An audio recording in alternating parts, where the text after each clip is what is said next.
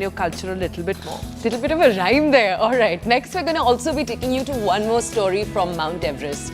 Yesterday, we brought you one story. Today, we bring you the story of a different climber. She is a woman who has been part of protecting India, and she joins us with her story in a little bit. My name's Toya Singh. Let's take a look first at all of the headlines. First up, as we said, why go abroad when India is this gorgeous? South and West India is what we're zooming into today. They're serving scenery, they're serving lush green forests with the rains coming down on them. This summer, the real escape is local, and we tell you how. And CISF's Mount Everest queen, meet Geeta Samota, who's now scaling new heights, Rajasthan's fearless mountaineer, and now India's newest mountain hero.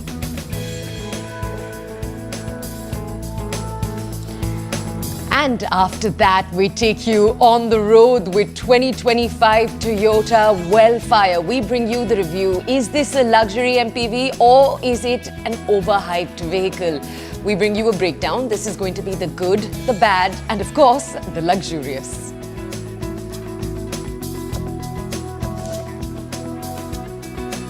Summer's here, and that means basically that we are all sort of already scratching on the heat and wondering what to do next. Nobody feels like working this time around the year. Everybody wants a holiday on their mind. So we thought, let's bring you 2 days of ultimate travel guiding that you can get here on TBC.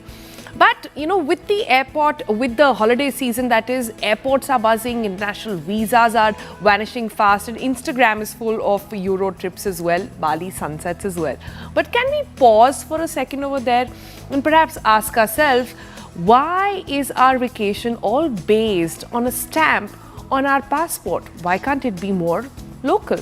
So before we go ahead, these are some visuals because we had a simple but incredible idea. You don't need to leave India to discover something extraordinary. These are the Western Ghats.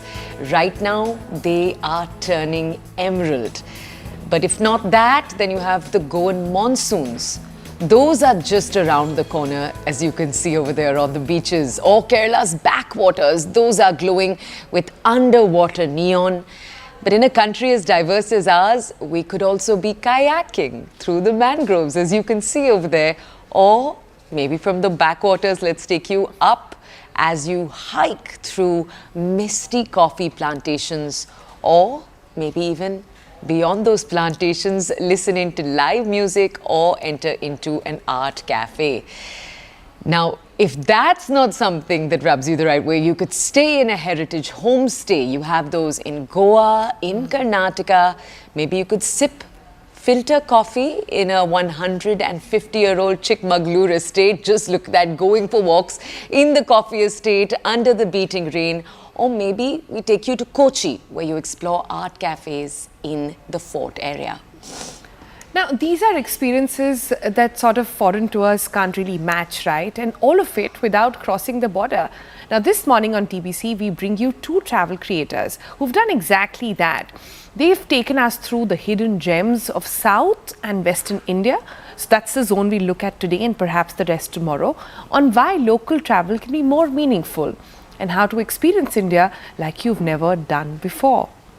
Okay, so first up, meet travel influencer Chaitali Verma. She's all about exploring India in the slow and the local way. Let's go over to her to understand more about her story.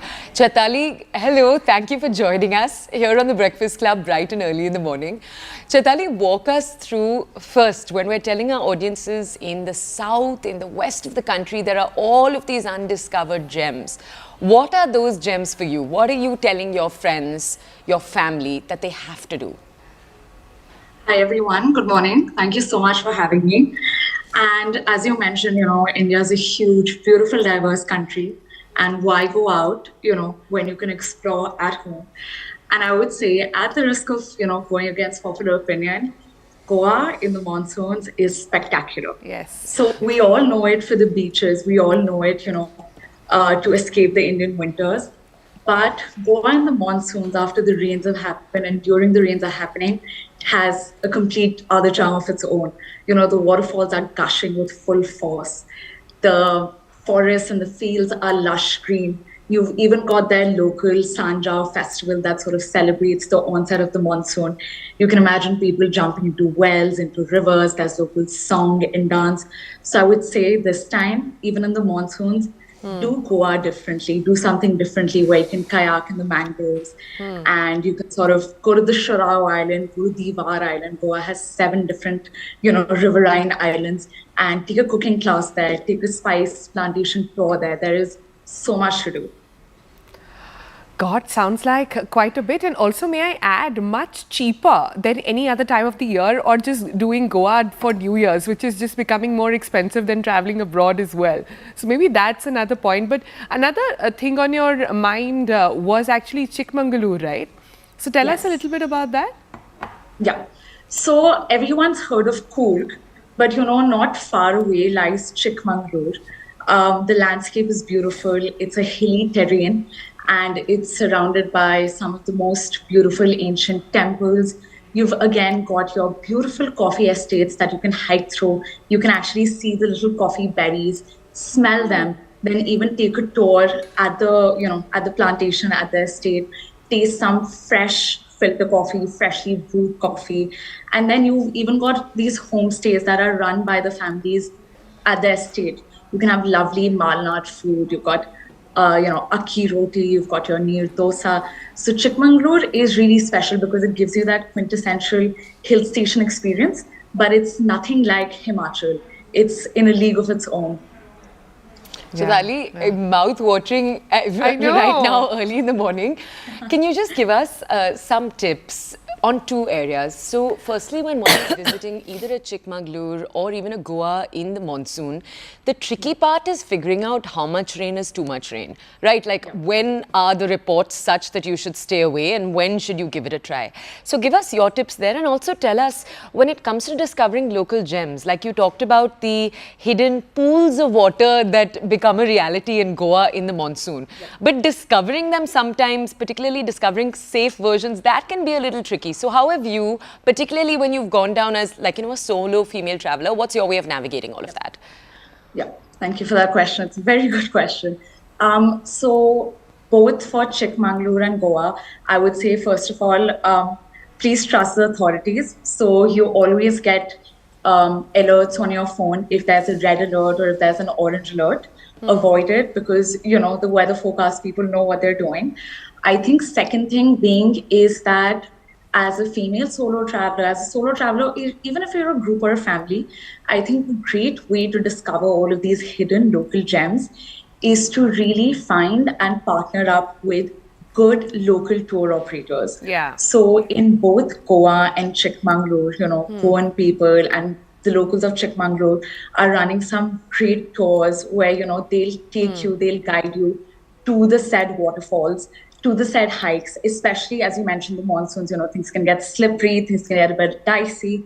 So my advice would be, like in Goa, you've got Soul Traveling. It's run by Goans. They're doing amazing work. You can go kayaking in the mangroves with another group called Konkan Explorers. And similarly, in Chikmagalur, for example, there's a beautiful heritage homestay called Thotalahali. And you can live with the family there, watch them in their estate, do the work. And it's simply, fabulous. Nice. So what about people not going solo? What if you're going with the family, with friends, and this is the time when schools are off, so kids are involved. And the easy part about traveling abroad and why people sort of prefer it because it's so safe, right? Are there other places in the western region, southern region, where you think an itinerary could perhaps be planned around keeping everybody happy? Yeah. So I would say for both Chikmagalur and Goa, I actually have been there solo and with my family. So again, highly recommend, go with your grandparents, go with your children. Today, I think Indian hospitality and tourism is really a class apart and we're really making things accessible for everyone. Having said that, as you mentioned, Kochi is another fabulous place. So, most people, when they go to Kerala, you think about Munnar or Wayanad. Yeah. And you treat Kochi as a stopover or as a transit town. but Fort Kochi itself, it has so much to offer. So you can go sit in a cafe, which is also an art gallery, and it also would have been maybe a rice processing mill 100 years ago.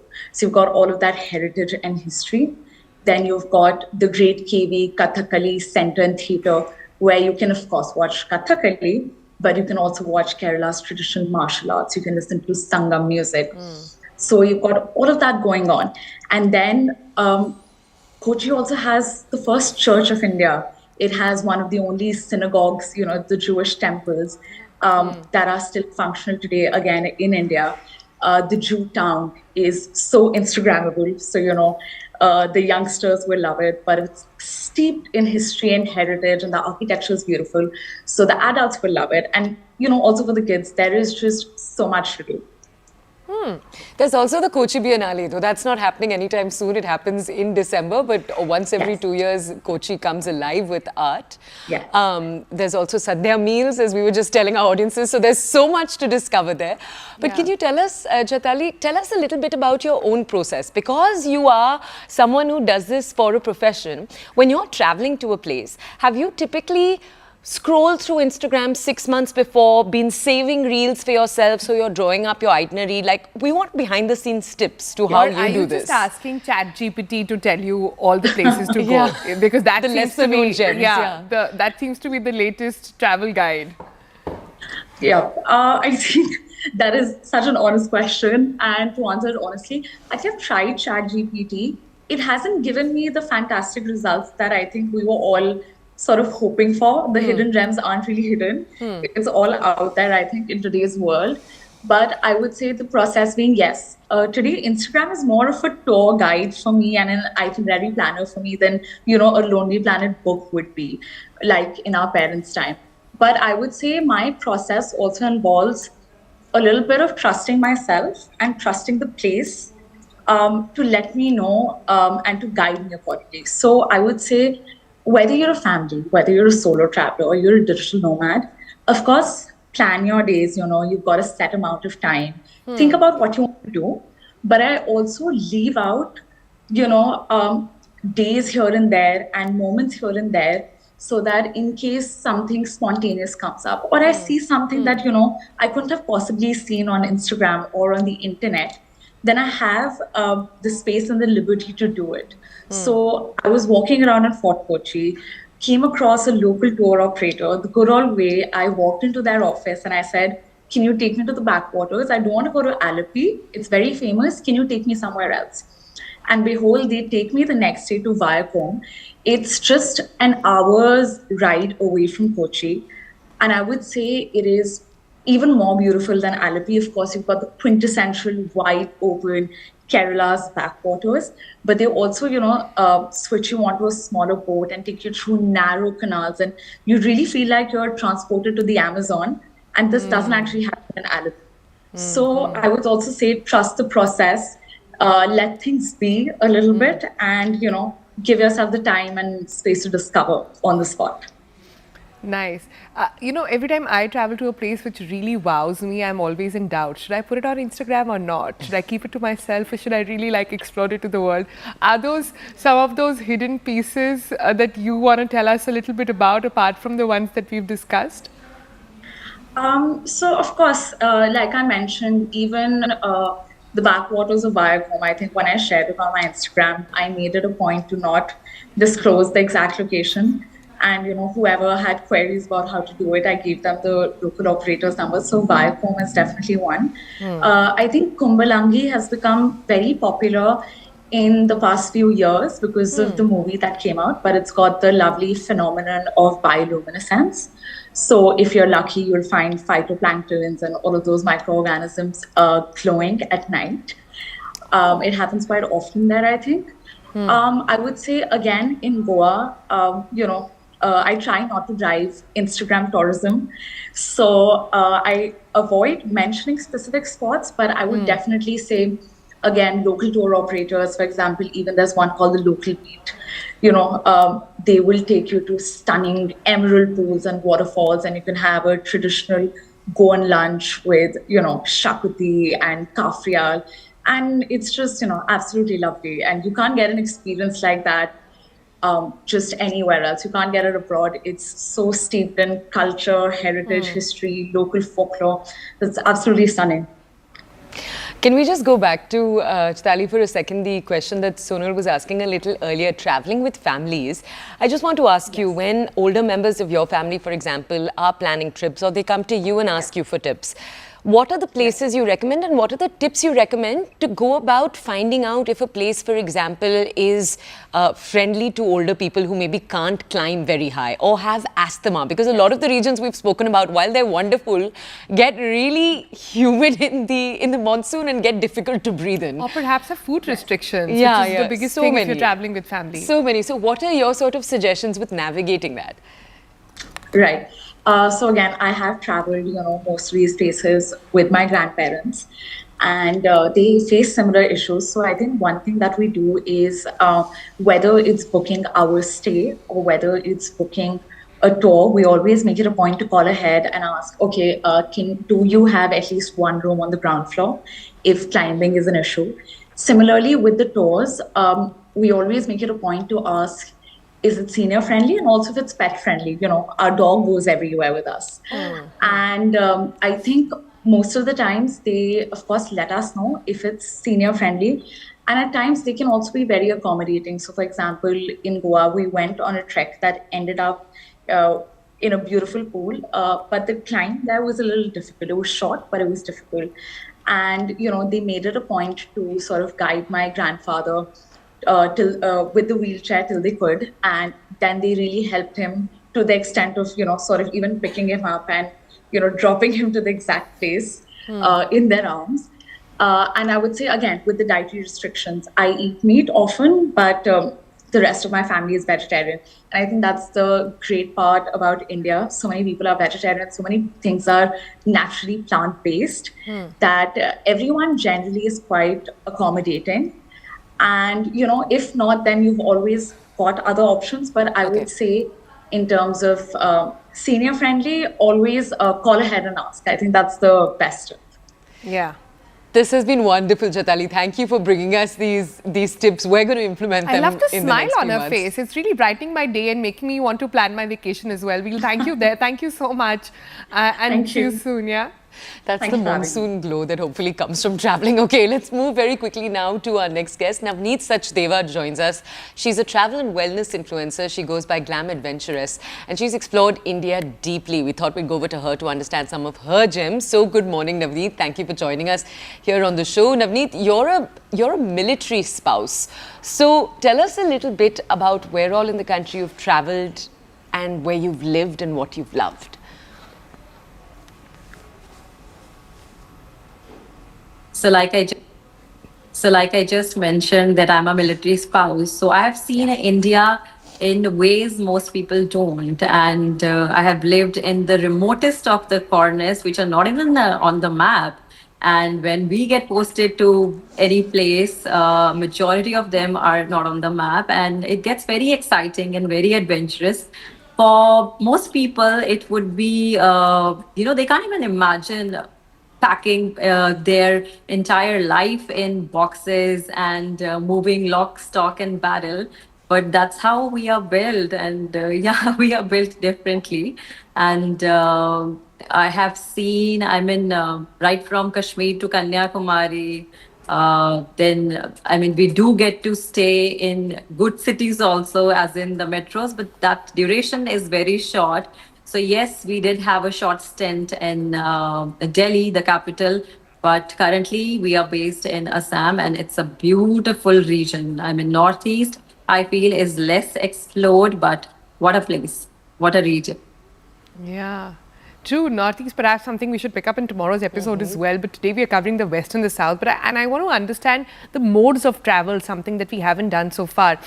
Traveling to these parts, do you think backpacking, train, air, what do you think really is the best mode?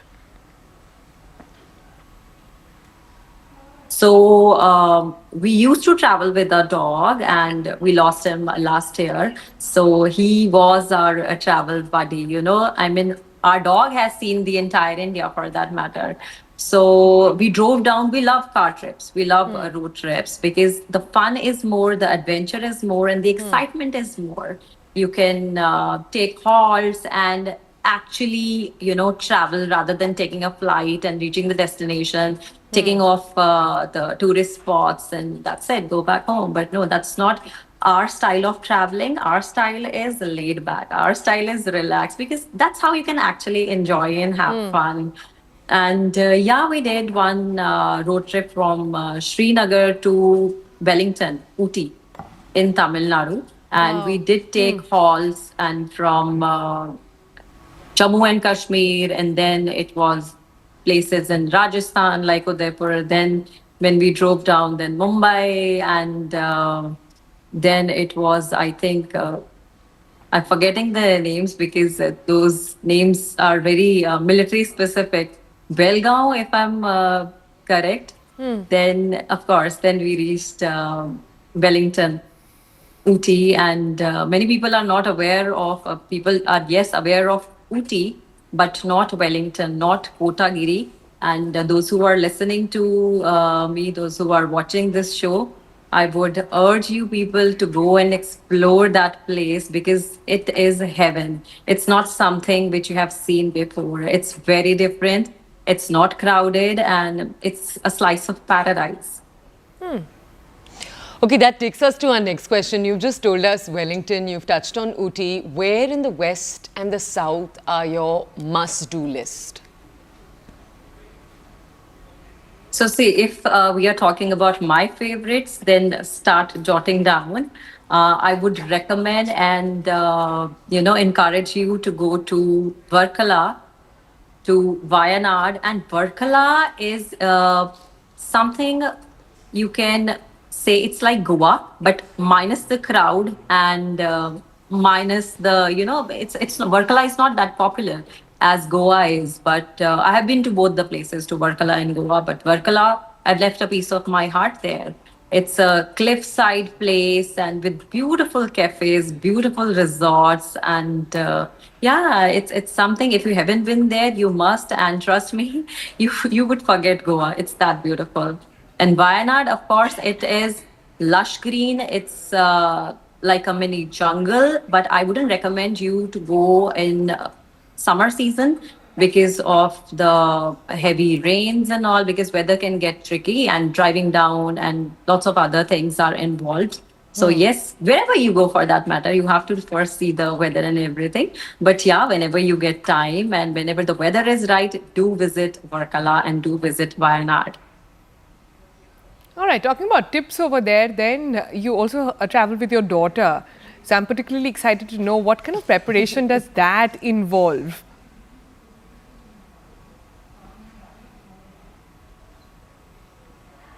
All right. So I feel your kids will catch your energy. So I don't get flustered. I don't get, overwhelmed with whatever my child is doing. I'm like, okay, you have your moment.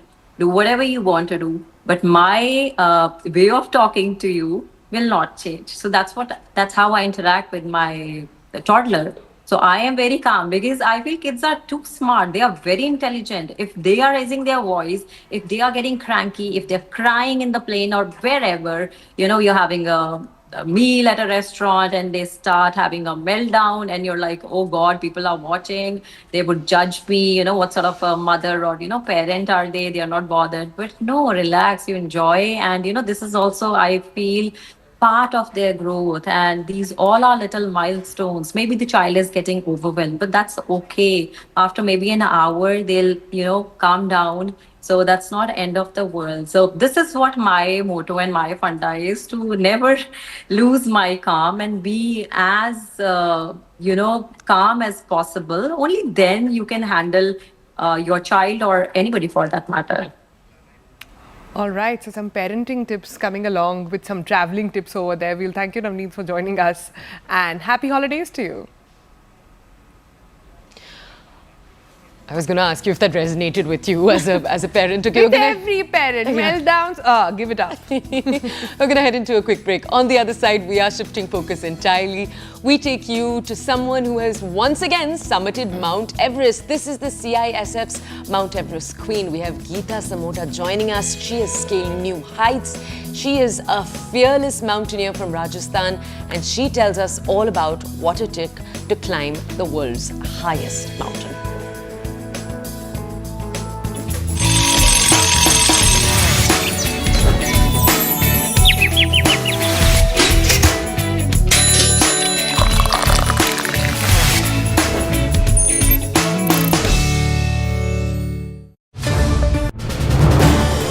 This is News 18 Network.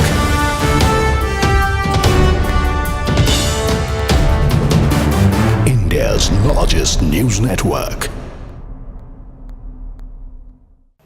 When you are seeing the graphics, sir, and you can see the graphics and you can hear the experts, the former Air Chief Marshal R.K.S. Bhadoria Sahab has come out and given numbers and figures which exactly mirror some of these findings that we have put out through our sources and through this dossier that we have been able to access, which was put together by Wing Commander Satyam Kushwaha. So I have to ask you, sir, they always say there is, in the theatre of national security, there is no room for political denial, only duty, courage and clarity.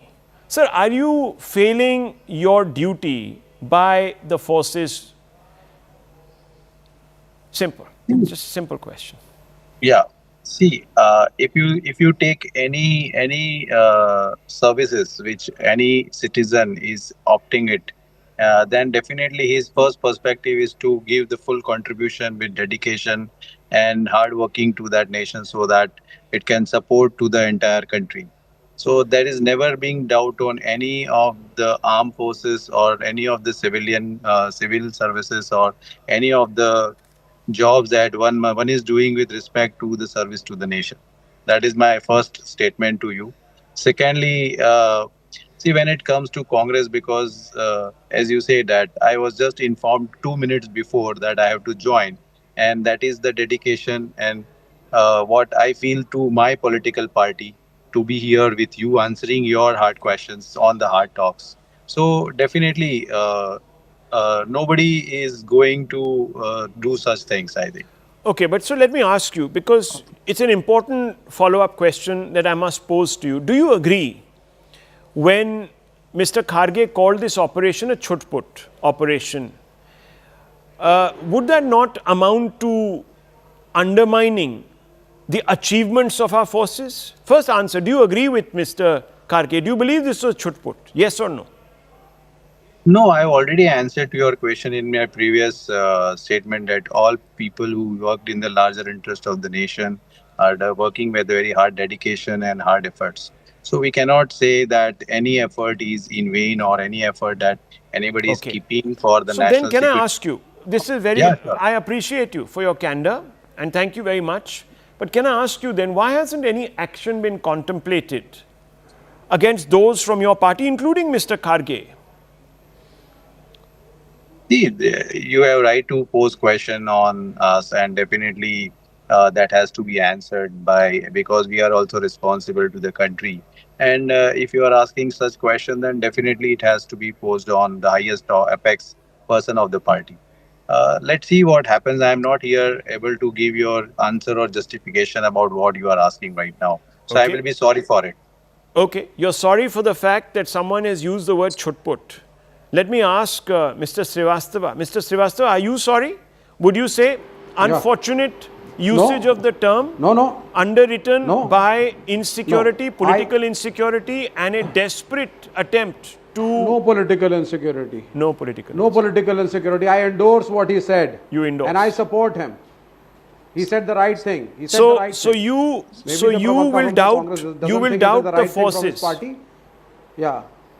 No, we do not doubt the forces also. You called the operations midway under American pressure. This is what Mr. Kharge is trying to say.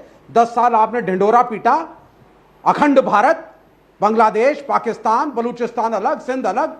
10 years this government has done a nautanki and the BJP kept on fooling the people. that we are going to do this and that. And then when you go over there and the Americans put a hand on your shoulder and say, stop, you come back. On what That is basis the are you context making in which this Mr. Kharge is statement, sir? talking. On what basis are you saying the Americans put a hand on our shoulder? Everybody knows it. What? Absolutely, it is American pressure. Early morning, How? money is given to Pakistan. Explain to me. Early morning. The IMF passes the loan. Early morning, Pakistanis get the money. Everybody knows it. So how does that Everybody stop knows us? it. We were hitting the targets. So one The minute, army was one going minute, fine. one minute. We Just had look these at the jawans. logic. One second, Everybody Mr. respects the Srivastava, army. one second. Yeah. You know, you're all fire and brimstone and I appreciate that. That's fine. You see, Yeah.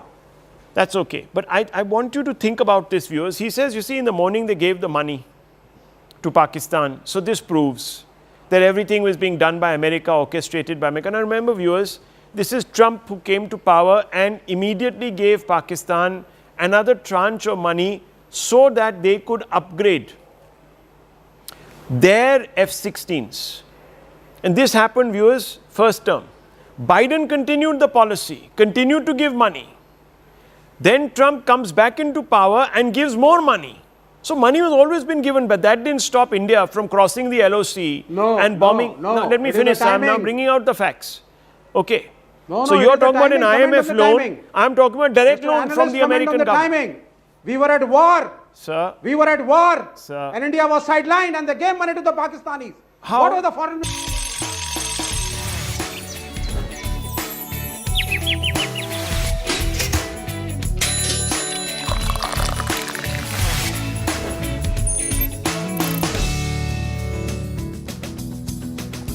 All right, welcome back to the Breakfast Club. And next we take you to our person of interest, Geeta Samota. She is the CISF officer who has conquered the world's highest peak. Now, she was born into a family with 4 sisters in a village in Rajasthan. And her journey began with a desire to break barriers and inspire other people. From being a promising hockey player, we'll talk about that, to joining the Central Industrial Security Force, Geeta's determination, her journey has led her to today, mountaineering. Now, she's become the first woman from any central armed police force to scale the Mount Satopant, Mount Labouche, I hope I'm getting those names right, and later the 7 Summit Challenge as well. 5 out of them have already been completed. And on May 19th, 2025, not very far from today, Geeta actually achieved the most ambitious challenge of her mountaineering career so far, successfully scaling Mount Everest. Now, with notable honors including the International Women's Day Award and Giving Wings to Dreams Award, Geeta's philosophy is mountains are a great leveler. Only the few ones who have the X factor, she says, can actually conquer those mighty heights. Now, the CISF has been a steadfast supporter of her endeavors, and her message to young girls is a simple one. Dream big, work hard, and never give up. Let's just go over to her to understand a little bit about her journey. Geeta, thank you for joining us right here in the studio, and congratulations on this huge achievement that aapne abhi achieve kiya hai. Thoda, just tell us a little bit about your journey first. So, आप कहाँ पे पैदा हुए थे? कौन से सपनों के साथ पैदा हुए थे? What did you want to do when you were a young child? Was this it? Tell us about that first. Okay, thank you so much. First of all, मुझे इनवाइट करने और अपना समय देने के लिए बहुत बहुत धन्यवाद. Actually, मैं राजस्थान के एक छोटे से गांव में, सीकर डिस्ट्रिक्ट है जहाँ का एक छोटा सा गांव है चक, वहाँ पे पैदा हुई. और जैसा कि आज भी राजस्थान में घूंघट लगाते हैं, हमारे आसपास में भी सारे लोग वैसे ही है. लड़कियों को इतनी फ्रीडम इनफैक्ट पूरे इंडिया में ही नहीं दी जाती अभी भी. तो मैं उस जगह से निकल के आई और बहुत सारी सोशल बाउंडेशंस, बहुत सारी प्रोफेशनल, बहुत सारी चीज़ें फेस करके और आज मैं जिस मुकाम पे हूँ वहाँ पे हूँ. हाँ, स्वीट. बट गीता, आपने CISF ज्वाइन करा, आपने हॉकी सीखा, आपने बहुत सारी और चीज़ें करी और अब आप माउंटेनियरिंग कर रही हैं. तो ये बहुत ही डाइवर्स एक तरह से रेज्यूमे है आपका. I want to understand mountaineering का कीड़ा कहाँ से लगा? देखिए, मैंने कॉलेज टाइम पे NCC भी किया है, हॉकी की प्लेयर भी रही हूँ और हाँ. जो भी मतलब टॉम्बॉय टाइप की चीज़ें हैं वो सारी मैंने की है और इन्हीं सब चीज़ों में मुझे बहुत इंटरेस्ट आता था. माउंटेनियरिंग का मैंने CISF में आने के बाद सोचा। 2011 में मैंने CISF ज्वाइन किया और उसके बाद से मैंने देखा कि CISF में कोई माउंटेनियर नहीं है और किसी ने अभी तक माउंट एवरेस्ट स्केल नहीं किया है। वही मैंने सोच के शुरू किया, क्यों ना ये शुरुआत मेरे से 2015 में मैंने माउंटेनिंग शुरू किया। 10 साल। हाँ जी, काफ़ी कुछ, क्योंकि माउंटेनिंग बहुत ही कॉस्टली स्पोर्ट्स है, काफ़ी पैसा लगता है। तो थोड़ी बहुत मैंने पहले CISF में आके थोड़ा सेविंग किया और उसके बाद से माउंटेनिंग शुरू की। तो 2015 में मैंने माउंटेनिंग शुरू की थी। तो उसी के बारे में हमें बताइए। हमने अपने ऑडियंस को बताया 7 समिट्स के बारे में। जी जी जी। बट ये 7 समिट है क्या? पहले ये बताइए कौन कौन से समिट्स हैं ये, कहाँ कहाँ हैं? जी जी। एंड जो आपको प्लानिंग और तैयारी करनी पड़ती है, फाइनेंशियली ही नहीं, फिजिकली भी, उसके बारे में हमें बताइए। देखिए, यह माउंटेनिंग फिजिकल से ज़्यादा मेंटल गेम है। आपको फिजिकली के बजाय आपको मेंटली बहुत स्ट्रॉन्ग होना पड़ता है, क्योंकि हमने वहाँ पे हमारे साथियों की डेड बॉडीज़ देखी है, हमारे साथ वाले की। तो ये सब चीज़ें आपको मतलब इनको माइंड से हटाने के लिए आपको मेंटली बहुत स्ट्रॉन्ग होना पड़ेगा। आपने पूछा 7 समिट का। 7 समिट है 7 कॉन्टिनेंट्स की, हर एक कॉन्टिनेंट की हाईएस्ट पीक क्लाइंब करना, जिसमें से मतलब 5 मेरी हो चुकी है ऑलरेडी। ऐसे आप जैसे I know, जैसे कोई बहुत नॉर्मल बात है ये, पर बहुत ही बड़ी बात है ये। अभी 2 और बचा है। नॉर्थ अमेरिका की सबसे हाईएस्ट पीक है माउंट दिनाली और अंटार्कटिका की है माउंट विंसन। राइट। सो जब हम प्रेपरेशन करते हैं माउंटेनियरिंग की, कई सारे लोग ना, मुझे सवाल ही बहुत मिलता है कि लोगों को माउंटेन क्लाइंब करके क्या मिलता है? वहाँ पहुँच के आप इतना एफर्ट लगाते हैं, महीनों तक ट्रेन करते हैं, बहुत पैसा लगता है, physical, mental, it's a very wholesome thing, right? तो लोग क्यों करते हैं माउंटेनियरिंग? क्या आप बता सकती हैं हमारे ऑडियंस को? देखिए, मुझे तो सेंस ऑफ सेटिस्फेक्शन, कि वो टॉप पे जाने के बाद लगता है कि हाँ, बस यही था। जितना भी स्ट्रगल था, जितना भी पेन था, जितना भी दर्द था, जितनी भी नींद इतने दिन की नहीं हो पाई है, वो सारा एक सेटिस्फेक्शन मिलता है वहाँ पे जाके कि बस यही मंजिल है। फिर थोड़े दिन बाद हमारी मंजिल दूसरी चेंज हो जाती है कि अभी अगला माउंटेन क्लाइंब करना है। तो कुछ आसान मंजिल ढूंढ लीजिए। एवरेस्ट को क्लाइंब करना ही क्यों इतना इम्पोर्टेंट है? नहीं, माउंटेनियर्स के ना अंदर से आती है ये सब चीज़ें। जैसे हम लोग आपस में जब बात करते हैं, हम बोलते हैं कि वो किक आनी चाहिए। अरे यार, इस माउंटेन पे तो किक नहीं आई, अगले वाले पे आनी चाहिए। एंड वो किक का फीलिंग क्या होता है, वो भी बताइए हमें थोड़ा। Is it that you up there on the top, और बिकॉज आई अज्यूम इतना ऊपर कुछ दिखता भी नहीं होगा, क्लाउड्स ही होंगे, right, all around you? Clouds भी नहीं दिखेंगे, वो भी बहुत नीचे रह जाते हैं। तो फिर किक क्या है, बताइए। देखिए, एवरेस्ट का तो मेरा बहुत ही डिफरेंट एक्सपीरियंस रहा, क्योंकि वहाँ पे मुझे हेलुसिनेशन हो रखा था। मुझे समझ में नहीं आ रहा था कि ये सब क्या हो रहा है। ठीक है, सारे लोग चले जा रहे हैं, मैं भी चली जा रही हूँ। Hallucination because of the height, because of the altitude? Because of the height and lack of oxygen. Oxygen. हाँ, हालांकि सप्लीमेंट्री ऑक्सीजन लगा रखी थी, लेकिन फिर भी मतलब समझ में नहीं आ रहा था। ऐसे लग रहा था कि शायद मैं यहाँ पे पहले भी आई हूँ।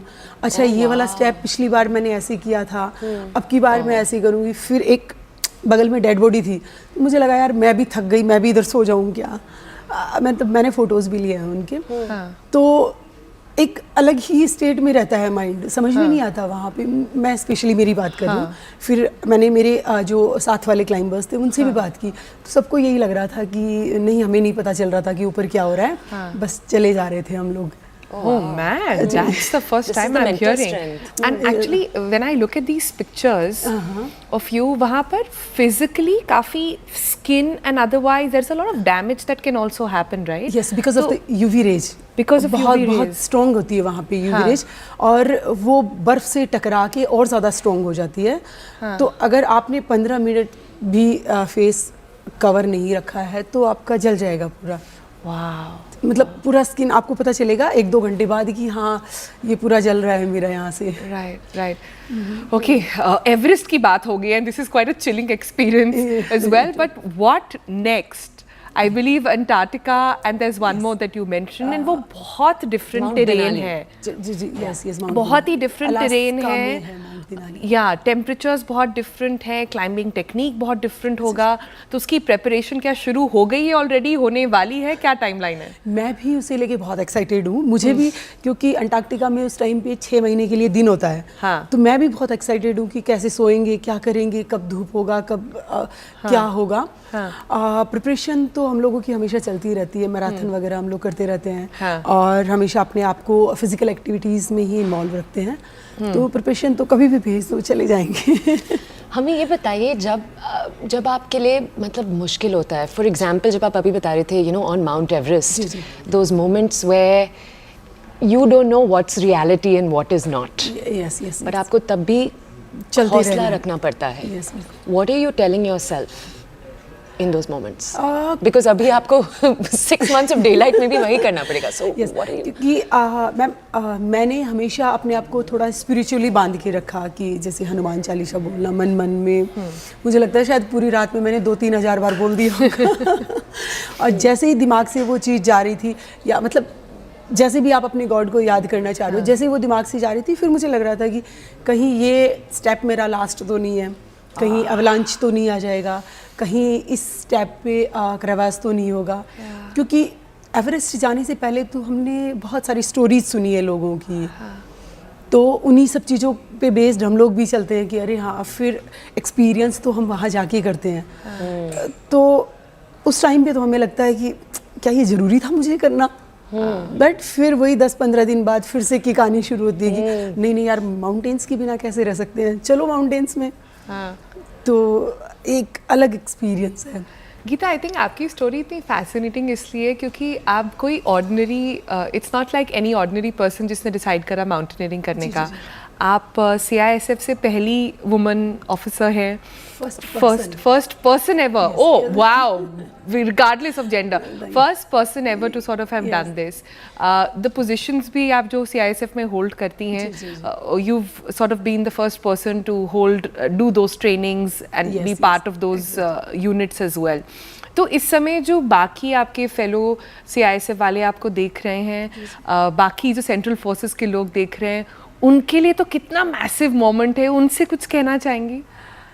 हाँ जी बिल्कुल। देखिए, मैं स्पेशली, जैसे लोग क्या करते हैं ना, बहुत लंबी जर्नी है तो गिव अप कर देते हैं बहुत जल्दी। तो मेरा ये 10 साल का सफ़र रहा है। मैंने 2015 में शुरुआत की थी और उस टाइम पे मैंने यही सोचा था कि मैं शायद 2016 या 17 तक एवरेस्ट कर लूँगी, मतलब ये मेरा उस टाइम पे थॉट था।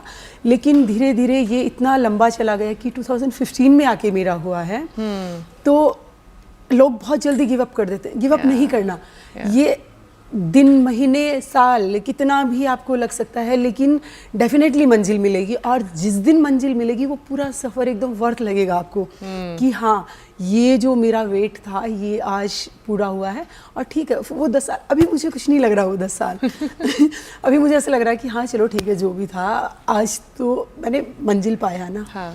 तो पर क्या मैं पूछ सकती हूँ 10 साल क्यों लगे आपको? मैम, माउंटेनिंग में मिनिमम 5-7 साल तो हर किसी को लगता है। क्योंकि अपने आप को ट्रेन करना है। ऐसे आप 2-4 महीने की ट्रेनिंग से नहीं जा सकते एवरेस्ट कभी भी। तो इससे पहले आपको कई सारे क्लाइंब करने होते हैं। जैसे माउंट एवरेस्ट तो टॉप ऑफ द वर्ल्ड है, तो 6000 मीटर के या 6000 मीटर और 7000 मीटर की कुछ आपको एक्सपीरियंस के लिए उससे पहले करना होता है। You have to acclimatize yourself. Yes. So मेरे ख्याल से अभी तो नेपाल गवर्नमेंट कंपलसरी कर रही है कि एवरेस्ट जाने से पहले आपको 7000 मीटर का एक कोई पीक करना चाहिए, क्योंकि वहाँ पे डेथ केसेस बहुत ज़्यादा हो रहे हैं, काफ़ी सारे लोग मर रहे हैं जो कि बिना एक्सपीरियंस के चले जाते हैं। तो इस वजह से हम लोग तो फौजी लोग हैं पहले से ही, तो सारी प्रिपरेशन करके ही जाते हैं कि हाँ पहले इतनी पीक्स करनी है, ये करना है, वो करना है। और फिर ये काफ़ी कॉस्टली भी था। अभी तो मुझे CISF ने स्पॉन्सर किया है, जिसके लिए मैं बहुत ही थैंकफुल हूँ हमारे DG सर की। लेकिन इससे पहले के जो क्लाइंट्स थे वो मैंने खुद से किए थे। तो खुद से इतना पैसा इकट्ठा करना और ये सब भी बड़ा मुश्किल है। थोड़ा आइडिया देंगे कितना पैसे लगते हैं? और हम ये भी पूछ सकते हैं आपसे, हमारे बहुत टीम मेंबर्स आपको सुन के इतने इंस्पायर हो रहे हैं कि वो सोच रहे हैं कि एमेच्योर होते हुए हम कैसे शुरू कर सकते हैं। आपने जैसे कहा, आप तो ऑब्वियसली सिक्योरिटी फोर्सेस में से एक है, तो एक फिटनेस लेवल बेसिक रहता है। पर अगर कोई एब्सोल्यूट एमेच्योर ये सुन के कह रहा है मुझे भी एक दिन ये करना है, मेरे पास है टाइम, आप उन्हें क्या बोलेंगे? फाइनेंशियल एंड फिजिकल स्टेप्स क्या होनी चाहिए एंड मेंटल स्ट्रेंथ? जी बिल्कुल, सारी ही सभी चीज़ें बहुत फाइनेंशियली, फिजिकली और मेंटली फिट होना बहुत ज़रूरी है। तो ट्रेनिंग के बेसिस पे अगर हम देखें तो इंडिया में काफ़ी सारे इंस्टीट्यूट्स हैं जो कि माउंटेनिंग कोर्सेज करवाते हैं, बेसिक और एडवांस। वो आप करने के बाद फिर काफ़ी सारी कंपनीज है जो आपको एक्सपीडिशन करवाती है। तो आप हमारे तो बहुत अच्छे अच्छे क्लाइंब है, लद्दाख में है और हिमाचल में है। तो काफ़ी सारी पीक्स है हमारे पास, 7,000 मीटर की भी है, 6,000 मीटर की भी है। तो हम बहुत अच्छे से कर सकते हैं। और शुरुआत आप बेसिक कोर्स से करना है कि बेसिक कोर्स आप करेंगे तो आपको बेसिक्स पता चलेंगे माउंटेनिंग के। और उसके बाद तो एक बार बेसिक कोर्स करते ही फिर कोई नहीं रोक पाएगा अपने आप को कि अच्छा मैं अब ना करूं। It's like tasting blood. Once you've done it, you have to go on. Yes. Cost के बारे में आइडिया दीजिए। हाँ जी, सारे I know Everest base camp जाने के लिए it's about 2 to 3 lakh. Relax. Yes. सो हर एक पीक का अलग अलग होता है मैम कॉस्ट। तो अगर हम एवरेस्ट की बात करें तो मिनिमम 30 लाख से शुरू होता है। फिर जैसे जैसे आपको सर्विसेज चाहिए, जैसे आजकल तो बहुत ही लग्जरी बना दिया चीज़ों को, बेस कैंप तक। उसके बाद तो आपको क्लाइंब ही करना है, उसके बाद कोई लग्जरी काम नहीं आएगा। तो बेस कैंप तक आपको जो जो सर्विसेज चाहिए उसी के हिसाब से 30 लाख से शुरू होके वो 70-80 लाख 1 करोड़ तक जाता है। कुछ कंपनीज अच्छा खासा पैसा लेते हैं। डिपेंड करता है कि वो आपको कौन सा शेरपाज भी जो हमारे साथ होते हैं, हमें हमारे साथ पूरा टॉप तक शेरपा जाता है। तो उस पर डिपेंड करता है कि आप कौन सी सर्विसेज ले रहे हैं, कैसा हो रहा है। तो 30 लाख से मिनिमम इट्स 30 लाख। वाह। अब बाकी सब अलग अलग माउंटेन्स के लिए अलग अलग होता है। जी। आपने अभी ऑफ द 7 आई बिलीव 5 किए हैं, 2 और बाकी हैं। उसके आगे का क्या प्लान है? बिकॉज ये जब लग जाता है, जैसे आपने कहा चस्का या किक, उसके बाद क्या फिर? उसके बाद पता चलेगा। अभी तो मेरा टारगेट सिर्फ यही है कि हाँ पहले वो 2 कर लूँ मैं, उसके बाद देखते हैं कहाँ से किक आती है। हो सकता है कहीं और, जैसे 14 पीक्स है हमारे 8,000 8,000 मीटर से ऊपर की है। 14 पीक्स है पूरे वर्ल्ड में, जिसमें से कुछ पीओके में है जो हम लोग अलाउड नहीं है करने को। बट जो पीक्स करने को हम अलाउ, शायद हो सकता है उनका चस्का आ जाए फिर।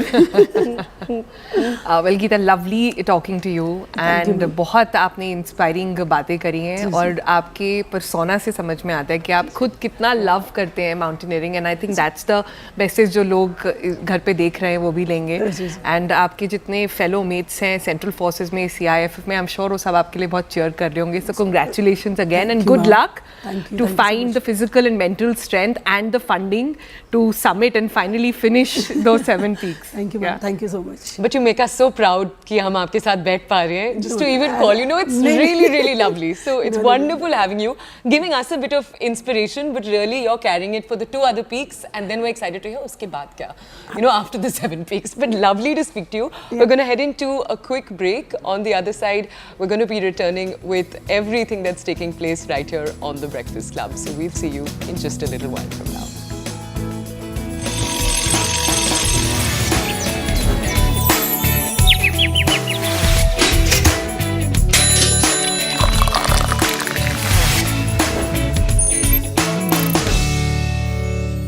MDH Biryani. This is News 18 Network.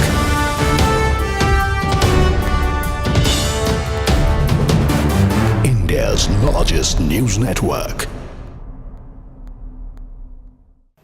When you are seeing the graphics, sir, and you can see the graphics and you can hear the experts, the former Air Chief Marshal R.K.S. Bhadoria Sahab has come out and given numbers and figures which exactly mirror some of these findings that we have put out through our sources and through this dossier that we have been able to access, which was put together by Wing Commander Satyam Kushwaha. So I have to ask you, sir, they always say there is, in the theatre of national security, there is no room for political denial, only duty, courage and clarity.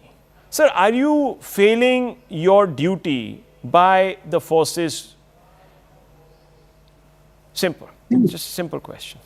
Yeah.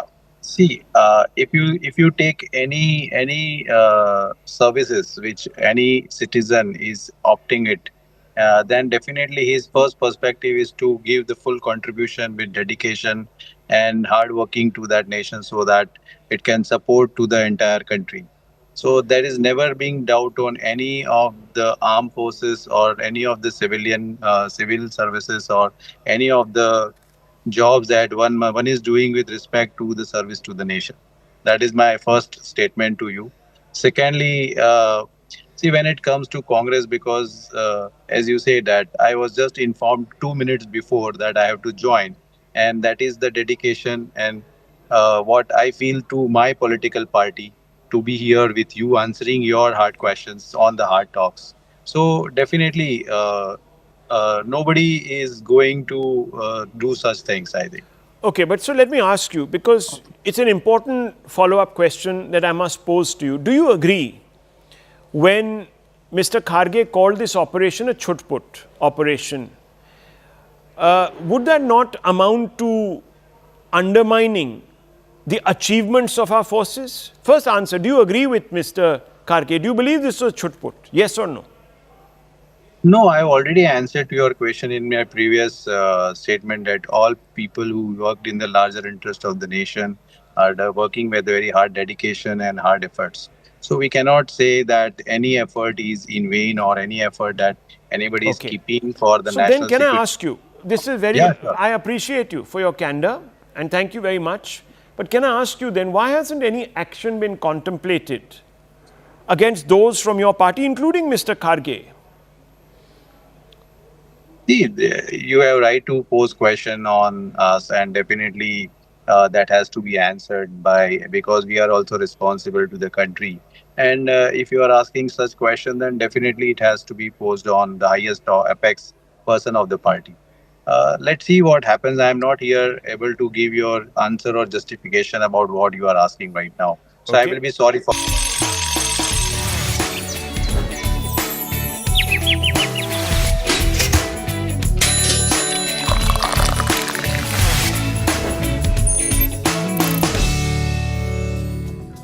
Welcome back to the Breakfast Club. We're shifting focus now to something slightly different. We're taking you to the open roads where we ask the question, does the 2025 Toyota Wellfire justify its luxury label and all of the hype? We put it to the test, scrutinizing its design, its performance, and its practicality.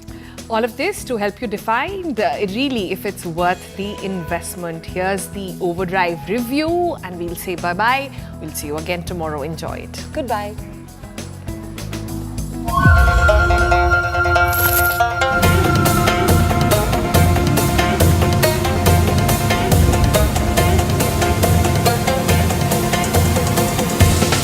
Only Japanese manufacturers and designers can manage this, I guess.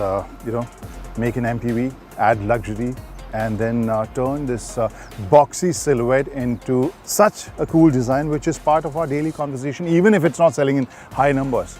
This is Toyota's Wellfire. And in this video, we're going to drive this car and try to find out what makes this so cool. What kind of features do you get, and how different is this from the cars we see from European designers or Korean designers? So we'll take a look at that as well. But before we start this video, just a context.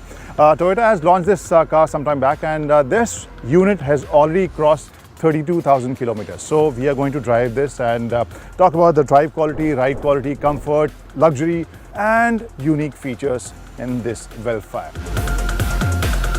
And before we start this video, don't forget to subscribe to Overdrive's YouTube channel and also share this video in case your friend or family member is looking for a luxury MPV.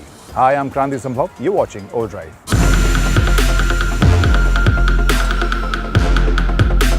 The shape and silhouette of this Wellfire reminds me of this automotive design culture we have seen in Japanese car industry. Look at this line, almost straight, and almost straight line at the front as well. This Wellfire is around 5 meters long, and the culture or the term I was referring to was the KE cars. If you remember those cars, the length restriction was around 3.2, 3.3 meters, and the cars could not go beyond that. The length could not be increased, and that's why the designers, what they did, they increased the height of the car, and that's why we are used to those boxy shapes all over the world now. Especially because of those KE cars. We are, some of those boxy cars look really cute, and similar kind of philosophy I can see in this car as well. As I mentioned, the rear and the front almost straight, and I'm 6'3", wearing boots today, and look at the height of this car. So this is so tall. For example, this feature, look at this. There's one extra step for the driver. So you can understand the height of this car. And now take a look at the front. And down the face of this car, which is again giving you, a reference point almost up to my waist. This huge front grille we don't see in any car, and so much of chrome, and still it's not looking over the top. Somehow it reminds me the way the headlamps are integrated with this chrome setup. This reminds me of those Japanese warrior masks, maybe I'm wrong. Do let me know in the comment section how do you see this face. But now let's take a look inside.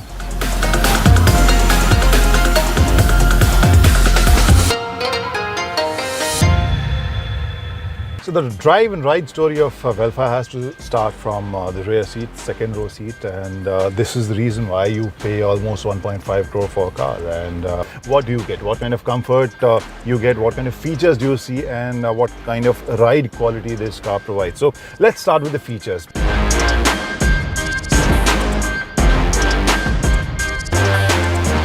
This is called Executive Lounge version variant, and it has lots of unique or maybe exclusive features. For example, I'll start with this device because there are two devices. So there are two seats, and both the passengers can operate most of the features independently, so that they don't have to fight over controls. For example, this device, this controls almost everything. Okay, let's start with the shades.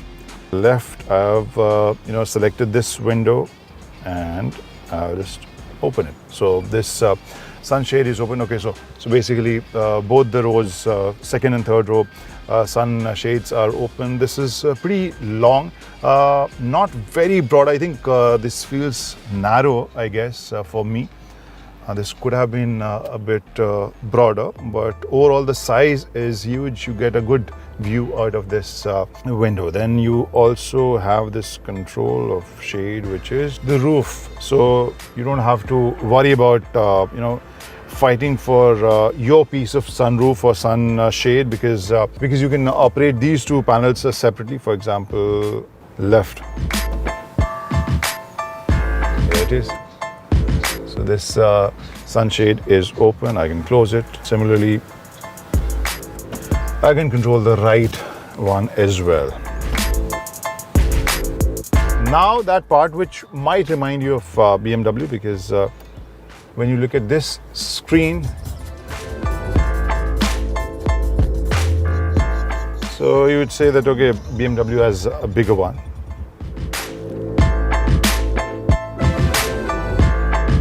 So this infotainment screen now, which is around 15-inch, I guess, and you can control the audio from this device only. Now let's talk about the seats. And this one is fitted with lots of extra features. For example, massage, alignment, adjustment, sliding, and then ottoman as well. Now the space and feature which you get on this seat, for example, sliding function. Okay, this is the max. In case you want to use more space, the rear, third row, maybe you can adjust the second row like this. Otherwise, if you want more space, I'll push this back to the max. And let's see what kind of space do I get. Okay, this is the space I get. And then you have this leg support or ottoman, which you can adjust from this device. And then let's see, reclining. Wow.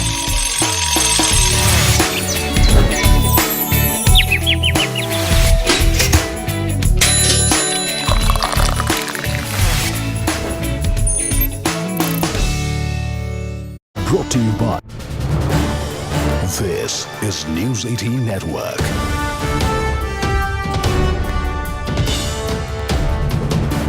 India's largest news network. When you are seeing the graphics, sir, and you can see the graphics and you can hear the experts, the former Air Chief